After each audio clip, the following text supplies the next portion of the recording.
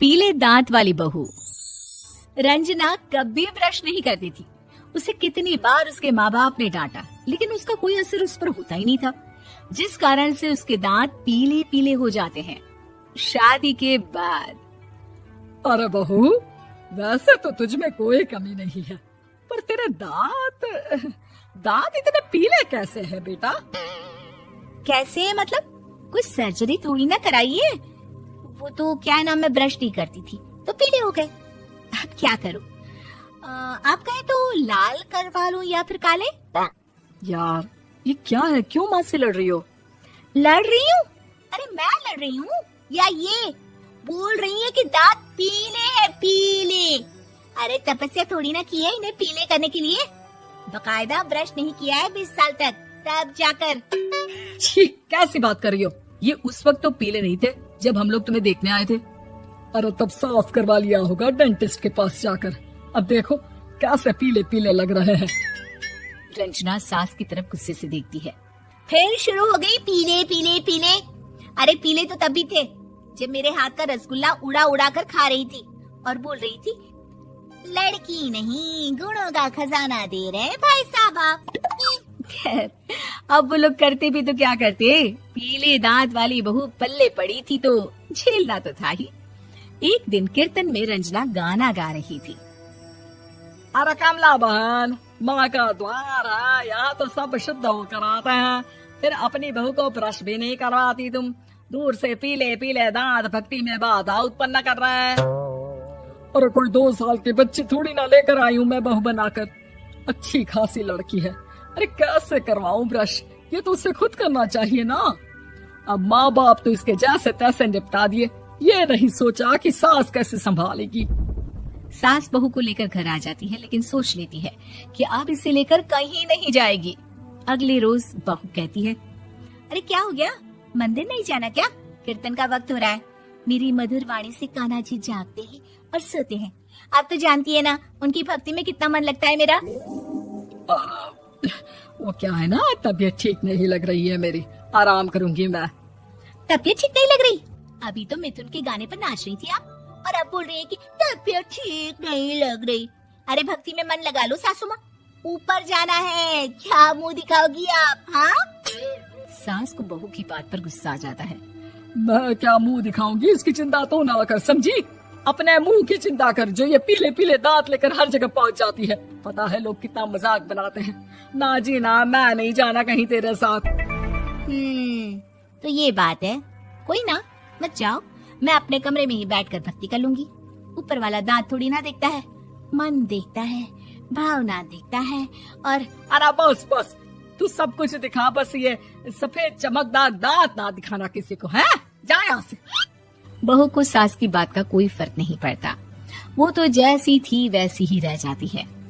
सुबह नहाकर किचन में खाना बनाना, फिर खाना खाना, कीर्तन भजन करना और सो जाना। एक दिन, माँ जी मैं सहेली के घर जा रही हूँ, शाम को लेट आऊंगी। हाँ, तो जाना, मैंने कौन सा तेरी आरती करनी है घर पर बैठकर। रंजना सहेली के घर जाती है, जहाँ वो पार्टी में जाने की तैयारी कर रही होती है। अरे शिखा, कहाँ जाने की तैयारी कर रही है? मैं गलत वक्त पर आ गई क्या? अरे नहीं यार, उल्टा सही वक्त पर आ गया। मैंने ये साड़ी और ज्वेलरी निकाली है यार, शाम को इनके ऑफिस की एक पार्टी में जाना है। बताना कैसा लग रहा है ये सब? नहीं यार, इस ड्रेस के साथ तो वो वाली ज्वेलरी अच्छी लगेगी। हाँ सही बोल रही है, मैंने ध्यान ही नहीं दिया। वैसे तो हमेशा से मस्त फैशन सेंस रखती है। तो बड़ा जाती होगी ना पति के साथ पार्टी में। रंजना कुछ नहीं बोलती, बस सोचती है कि यार काश ये बात सही हो जाती, पर मैं क्यों नहीं जाती पार्टी में? क्या इन लोगों की कोई पार्टी होती नहीं होगी? रंजना घर आती है और रात में पति से सवाल करती है, एक बात बताइए, आप मुझे किसी पार्टी में क्यों नहीं ले जाते? क्या आपके यहाँ ऑफिस में पार्टी नहीं होती? पति बेचारा क्या कहता कि दांत पीले हैं तुम्हारे इसलिए। अरे कोई पार्टी होती नहीं हम लोगों के ऑफिस में, तो कहाँ से लेकर जाऊं? और मार्केट, मॉल, कहीं वीकेंड घूमना, कहीं तो। अरे यार, सारे हफ्ते में एक छुट्टी मिलती है, तो सोचता हूँ कि आराम ही कर लूं। क्यों? रंजना मन मार के रह जाती है। पहले कभी सास के साथ मंदिर जाया करती थी, लेकिन वो भी सास ने ले जाना बंद कर दिया। घर बैठी बैठी रंजना बोर हो जाती है, तभी उसे आइडिया आता है और वो मायके जाने का सोचती है।